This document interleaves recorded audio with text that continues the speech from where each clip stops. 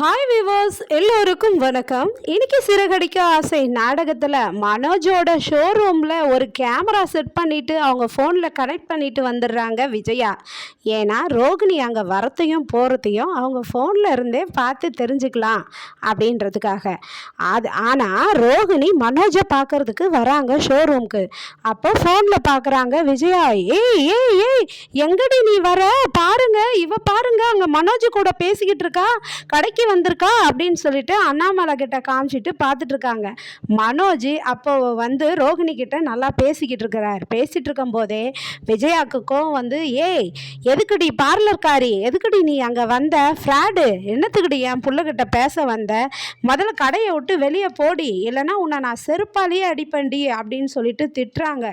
மனோஜா திருன்னு முழிக்கிறாரு. ஐயோ திவ்யா கிட்ட, அவங்க வேலை செய்கிற ஸ்டாஃப் கிட்ட கேட்குறாரு, என்ன திவ்யா இது அப்படின்ட்டு கேட்குறாரு.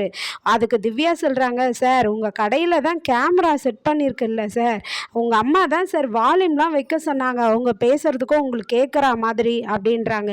நீங்கள் கொஞ்சம் உஷாராக இருக்கக்கூடாதா சார் அப்படின்னு சொல்கிறாங்க. விஜயா கண்ணா பெண்ணான்னு திட்டத்தை கேட்டு ரோகிணி ரொம்ப டென்ஷன் ஆகி கடையை விட்டு வெளியே போயிடுறாங்க. வெளியே போனதும் ஐயோ மனோஜ் வந்து திருன்னு முழிக்கிறாரு. ஐயோ ரோகிணி போயிட்டாலே கோச்சிக்கிட்டு அப்படின்னு சொல்லிட்டு. அதுக்கப்புறமா மீனாவும் முத்துவும் ஹாஸ்பிட்டலுக்கு வராங்க. அப்போ அங்கே ரோகிணி வந்து கிருஷ்ஷை கூட்டிகிட்டு வராங்க. கிருஷ்ஷை பார்த்துட்டோம். ஹாய் ஆண்டி, ஹாய் முத்து அங்கிள் அப்படின்றாரு கிருஷ்ஷு. உடனே என்னடா கிருஷ்ஷு இங்கே வந்திருக்க, எதுக்குடா அப்படின்னு கேட்குறாங்க. டாக்டரை பார்க்கன்றான். டே என்னடா கிண்டல் பண்ணுறியா, ஹாஸ்பிட்டலுக்கு டாக்டரை பார்க்க தான் வருவாங்க, உனக்கு என்ன ஆச்சு, எதுக்கு வந்திருக்க அப்படின்னு சொல்லி மீனாவும் முத்துவும் கேட்குறாங்க கிருஷ்கிட்ட. கிருஷ் உடனே சொல்கிறாரு, எனக்கு தலைவலி வருது அங்கிள் அப்படின்ட்டு. ரோகிணியும் சொல்கிறாங்க, அடிக்கடி கிருஷ்ஷுக்கு தலைவலிக்குதுன்றான், அதனால் கூட்டிகிட்டு வந்தேன் அப்படின்றாங்க. அதுக்கப்புறமா ஏண்டா உனக்கு கிருஷ் தலைவலிக்குது அப்படின்னு சொல்லிட்டு மீனா கேட்குறாங்க. மீனா கேட்டதும் அது என்னன்னே தெரியல மீனா ஆண்டி, ஏன்னு தெரியல, அம்மா வந்து அம்மாச்சிக்கிட்ட கோவமாக சண்டை போடும்போதெல்லாம் எனக்கு தலைவலிக்குது, அப்புறம் மனோஜ் டேடி கிட்ட பேசும்போது அங்கே சண்டை போடும்போது எனக்கு தலைவலிக்குது, அப்புறம் இந்த சிந்தாமணி ஆண்டியில் அம்மாவுடைய ஃப்ரெண்டு அவங்கக்கிட்ட பேசும்போதும் எனக்கு தலைவலிக்குது, ஏன்னு தெரியல அப்படின்றான் கிருஷ்.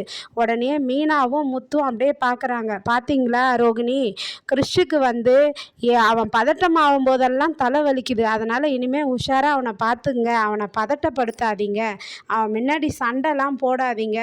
பாத்தியா மீனா, அடிக்கடி அப்பா சொல்லுவார், குழந்தைங்க எதிர்க்க ஏதோ நம்ம பெரியவங்க சண்டை போடக்கூடாது, அதுங்க மனசு பாதிக்கும்னு சொல்லுவாங்க பாரு, அதனால தான் அவனுக்கு பாதிச்சு தான் அவனுக்கு பதட்டத்தில் வர தலைவலி போல இருக்குது.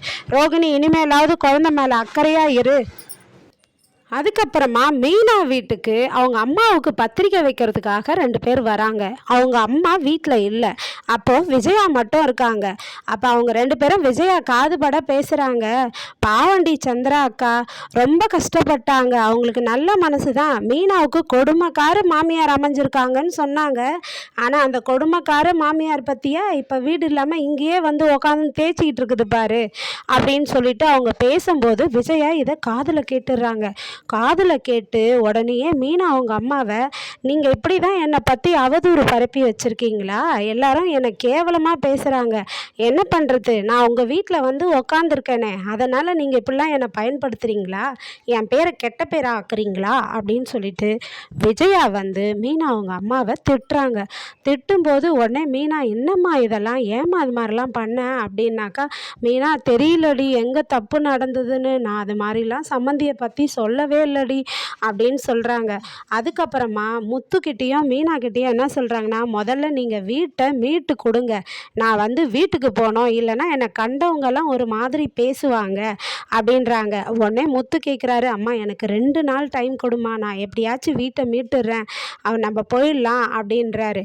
உடனே அவங்க என்ன சொல்கிறாங்கன்னா, விஜயா எங்கே 2 நாளில் 10 லட்சம் ரூபாய் எப்படிரா பரட்டுவேன், என்ன கொள்ளை அடிக்க போறியா அப்படின்னு கேட்குறாங்க.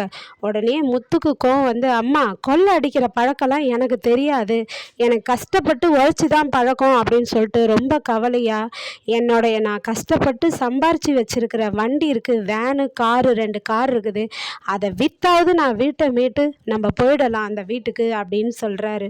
சொன்னதும் ரொம்ப மனசு கவலையாக இருக்கிறாங்க மீனா. என்னங்க சொல்கிறீங்கன்னு, இல்லை மீனா, நம்ம இன்னும் ஒரு 2 நாளில் போயிடலாம் மீனா வீட்டுக்கு அப்படின்னு சொல்கிறாருங்க முத்து. நாளைக்கு வந்து மனோஜை போய் பார்க்க போகிறாங்க ரவியும் முத்துவும். அவர் நீ பட்ட கடனுக்கு உன்னுடைய பங்கும் கொஞ்சம் கொடுறான்னு கேட்க போகிறாங்க.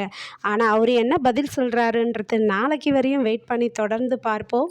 நன்றி, பாய்.